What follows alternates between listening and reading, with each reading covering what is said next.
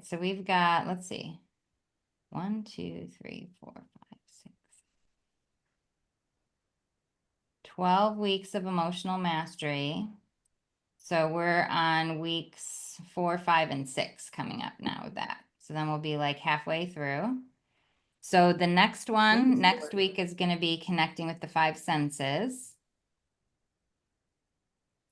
That's the one that came on today, actually, that unlocked this morning. And then how to relax amidst intense emotions. Gonna need that one. Then daily practices for love and happiness. So those are the next 3 coming up. So the 5 senses one. Cindy, tell me what you liked about it. I liked it because it just kind of had a gentle focus and it just seemed to relax me. By relaxing me, I was able to kind of go deeper into it. Yeah, it's pretty amazing how powerful these really seemingly simple practices are, right? And our senses are the doorways to all of our perceptions, right? And so this next week, you're going to be having the opportunity to really explore how allowing yourself to just really be with what you're perceiving in this moment can allow you to just let go of everything else that's been going on. And these senses exercises can be really helpful because, especially when we're very busy, we have a lot of stuff going on, we're dealing with intense emotions, busy mind, all of that kind of stuff. It can be really helpful for us to focus on one of our senses because it gives our mind something to do. So especially when we have a lot of busyness happening in here, it tends to be easier for us to do these types of focused awareness meditations or focus meditations than just to sit and be still, right? Because your mind needs to have somewhere to go. So using the senses is relaxing in a lot of ways because not only does it allow us to move out of our mental processes and out of our emotional processes and out of all the stories of everything that's going on, but it's a more concrete sort of a focus because we can really tune into our sensory perceptions. When we're focusing on one sense at a time, it allows us to practice honing our attention, honing our focus. For example, when we are focusing on all of the things that we see, then we're inviting the awareness of our other senses to take a back seat. And then we rotate. What do we hear? What do we smell? And we can go through all the senses like that. Because there are really concrete sensory inputs that we can train our mind to focus in on and really get immersed in, it can make it a lot easier to quiet the chatter or disengage from the chatter because we have something really pointed to engage with. The other thing that is fun, which we're not really going to get into in this course, but if you're around here and you do any of the spiritual intuition classes with me, Star, you're teaching those now, or you can teach those now. You're doing one in a little bit, I think. We use the physical senses to open up our psychic senses, our spiritual senses, because they're paired. So as we become better able to pay attention to what we're receiving through our physical senses, that starts to wake up our spiritual senses or the sort of the psychic aspects of those things. So our clairvoyance and our clairaudience and those different senses, which then the reason that we do that, we have those types of practices in the mystery school is because then we're better able to receive messages from spirit from God, from our spirit guides, from the spiritual realm to help us do our life. So that's not the focus of this particular week, but as a side note, there is a relationship between our physical senses and our spiritual senses in that way. So in practicing with that, you might, just kind of hold that in the back of your mind as a curiosity. And then if you have the opportunity to take one of the spiritual intuition classes, you might find that fun to play with that a little bit more. The one thing that I want to offer for you that I didn't really cue up in the recording is that it's interesting when we're doing these senses exercises, senses meditations, to notice how much of our life we are assuming, right? So the brain takes in cues, maybe some visual cues, and then a lot of times we automatically fill in the rest of the picture that really we're not directly perceiving. So one of the things that you can do to, kind of expand upon the meditation as you're doing it regularly the next week is, for example, looking at what you see. Really look and focus on all of the details that you don't normally appreciate. And see if you can hone in on very minute details. Maybe notice sacred geometries that are in nature. Notice how the mind sort of, when we're running around in our day, we skim over the details, or we actually fill in details which are not being directly presented to our senses. So for example, what do I mean by that? When you look at, so let's say you're looking out your front window and you live in a neighborhood and you look across the street and you see the house that's across the street. And your mind automatically fills in, what do the sides of the house look like and the back of the house look like, even though that's not within your field of vision. So you can also do an exercise where you're looking and then you're noticing how your mind is filling things in, and really just pay attention to what you're actually seeing. What are the colors? What are the shapes? And how is your mind sort of putting that together into a construct that it is creating from that information that it's receiving? And you can do the same thing with, when you're listening, tasting, smelling, all the different senses, touching. So yeah, that's a really fun meditation that you can take into a lot of different places. But I know for me, a lot of times if I'm having a busy day and I just need to calm down, I like to go outside and essentially just do this type of meditation where I just go out and I look at nature and I listen to the birds and I just allow myself to be present with what's happening right now and all of the things that are coming to me right now. So yeah. So I really like these kind of meditations too. So that's the one for this week. Next week, we are doing a meditation called, what did I call it? How to relax amidst intense emotions. Okay. And that practice actually is utilizing a particular method called noting, which I think we've done before with the thoughts. And that technique allows us to relax when we have a lot of emotional activity going on, because it allows us a way to distance ourselves from being swept away in the stream of the emotional current by just noticing that's an emotion, naming it, and letting it go.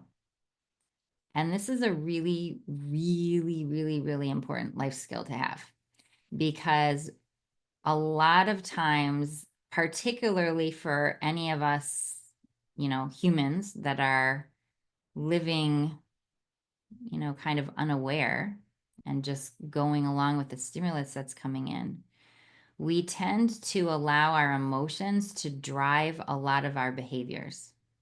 And we really aren't meant to be operating that way. It's not helpful. It's not helpful. Because I'm going to offer the idea for you to play with that love is not an emotion. Joy is not an emotion. Okay. So our emotions are essentially expressions of different energies that we're experiencing inside of us. And we tend to give those experiences more weight than what they deserve if we are striving to live in balance and to live responsively. Because our emotions, when we allow them to carry us along, when we latch onto them and then give them a lot of attention and then amplify them through that attention that we're giving them, we end up then allowing those emotions to hijack our free will. And you can sit and think about why that's true. As we're able to just be present with our emotions and to acknowledge that we're having them. So it's not about denying our emotions, and it's not actually about not experiencing emotions. It's about understanding emotions for what they are and using those emotions as information rather than using those emotions to dictate the stream of thoughts that I'm now going to follow that have been triggered by that energy of that emotion, to dictate the behaviors that are reactions when we're wrapped up in an emotional state. Being more masterful in the way that we're engaging with our emotions really positively influences every single part of our life, because it allows us, it doesn't only help your, help you act with more clarity, but it allows you to live with more peace on the inside. Because when you are in balance and you are allowing yourself, you have mastered yourself enough that you can experience all the emotions that come into your experience, and then just allow them to be what they are and let them go. So then you're present for the next part of your experience.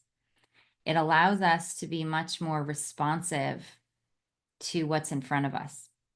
And when we're responding free of this emotional drive and free of our negative thoughts about, some of the emotions that we have, the better boss you are, the better employee you are, the better mother you are, the better daughter you are, the better friend you are, the better customer you are, right? I mean, everything in our life gets better when we're calm, and peaceful in that way. And we can become the observer of our emotions, and we can just appreciate them for what they are. And we can use them as information of, where do I maybe need to adjust things? Are areas in my life that maybe need a little bit more attention? And how can I, if I find myself in a state of awareness that I'm kind of caught up in a negative emotion, right? If you're not aware of it, you can't do anything about it. So a lot of these practices are just also to help us be aware of what's going on in here. Because a lot of times we could go through like a whole day or a whole week or a whole month and not even really be paying attention. And then we get to the end of that time and we look back and we think, oh my gosh, what just happened? That was a big tornado of I don't know what, that I don't really feel like I exercised a lot of positive control over. So if we want to become the master of our life, we really have to become the master of our emotions. And what that means is just understanding them for what they are and not giving them more power than they should have over our life. So that practice will be a really helpful one for you to experience, because the point of it then is that you will have practiced that when you're in a quiet space. And then when you're out in your life doing human and emotions start coming up, then you can do that noting practice because it's familiar to you. The more you practice it in stillness, the more available that's going to be to you, because the more you're reinforcing that as a possibility for your brain. So you'll think of it. If you don't practice it, you're not going to think of it when you need it. So that's one of the things to, be aware of. It's why having a daily practice is really important, because the behaviors that you reinforce are the ones that are available to your mind, available to your brain to engage with.